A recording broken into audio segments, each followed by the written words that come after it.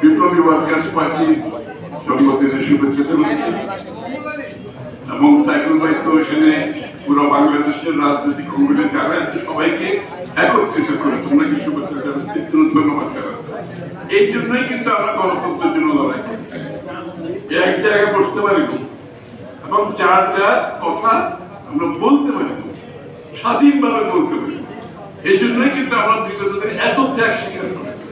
এইটার প্রতিফলন আজকে এখানে ঘটছে এবং যারা এখানে বক্তব্য রেখেছেন, আমি যাদের বক্তব্যের সাথে দ্বিমত পোষণ করছি তাদের বক্তব্যের প্রতি আমি সম্মান জানাচ্ছি, সম্মান জানিয়ে দ্বিমত পোষণ করছি।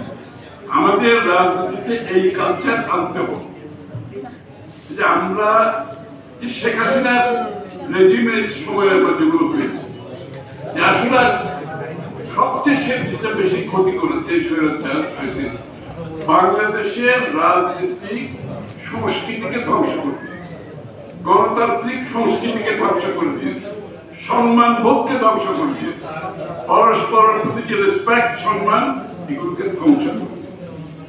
এবং এই কারণে বিগত দশকগুলোতে আমরা যেটা দেখেছি যে তার ফলশ্রুতিতে এটা ঘটনাগুলো ঘটেছে, সেটা তারই কারণ। এখানে কেউ কেউ অনেকে বলছেন যে স্বাধীনতার পরে যে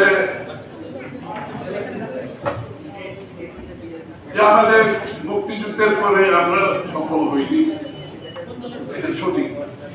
মুক্তিযুদ্ধের পরে ওই বাকশাল সময়টা আমরা সফল হইনি, বাকি সময়টা তো সফল হইনি এটা বলা যাবে না। যখন জিয়া রহমান সাহেব দায়িত্ব দিলেন তখন যদি আমরা বলি আমরা সফল হইনি, এটা তো সঠিক হবে।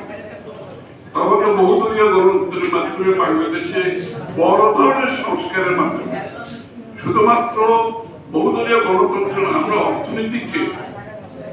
অর্থনীতিকে জনগণের অংশগ্রহণের কাছে নিয়ে গেছি, যে আপনার মুক্ত বাজার অর্থনীতির মাধ্যমে প্রত্যেকটি জনগণকে অর্থনীতিতে অংশগ্রহণ করতে পারে সেই অবস্থায় জিয়া রহমান সাহেব দিয়ে গেছে।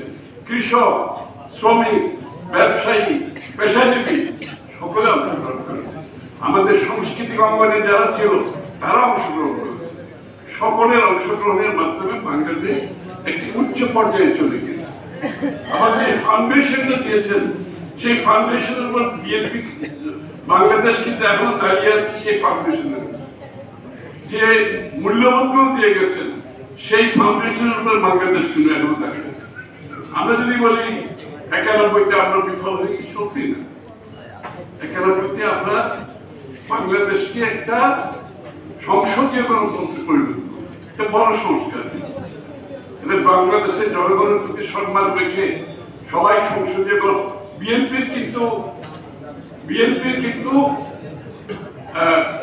প্রেসিডেন্সিয়াল ফর্মে কিন্তু রাষ্ট্র পরিচালনা করেছে জিয়া রহমান সাহেবের সময়, এবং তখনও কিন্তু পরিবর্তনের কোনো বিষয় ছিল না। কিন্তু সবার মধ্যে একটা ঐক্যমত হয়েছে আমাদের সংসদীয় গণতন্ত্র আমাদের জন্য বেশি প্রয়োজন। সেটা আমরা 91 সবাই মিলে করেছি। এবং পরবর্তীতে অর্থনৈতিক যে বড় বড় সংস্কারগুলো হয়েছে 91 থেকে 96 পর্যন্ত অনেক বড় সংস্কার হয়েছে। আপনারা যদি দেখেন কর্মসংস্থান থেকে শুরু করে বিভিন্ন প্রতিষ্ঠানগুলো কিন্তু গড়ে উঠেছে। আপনি কিন্তু এই সময় দেখবেন না কোনো ব্যাংক লুট হয়েছে, আপনি এই সময় দেখবেন না কোনো শেয়ার বাজার লুট হয়েছে। এই সময় যে অ্যাপয়েন্টমেন্ট গুলো দেওয়া হয়েছে বাংলাদেশ ব্যাংকের সিকিউরিটি এক্সচেঞ্জ কমিশন সহ কোনোটাই রাজনৈতিক ভাবে দেওয়া হয়নি, কোনোটাই হয়নি। যে কারণে ব্যাংকিং সিস্টেমে কোনো রকমের আজকের যে লুটপাটের কাহিনী আমরা শুনছি সেটা ঘটে নাই। শেয়ার বাজারে কোনো লুটপাট হয়েছে, যতবার আওয়ামী লীগ আসছে ততবার শেয়ার বাজার লুটপাট হয়েছে।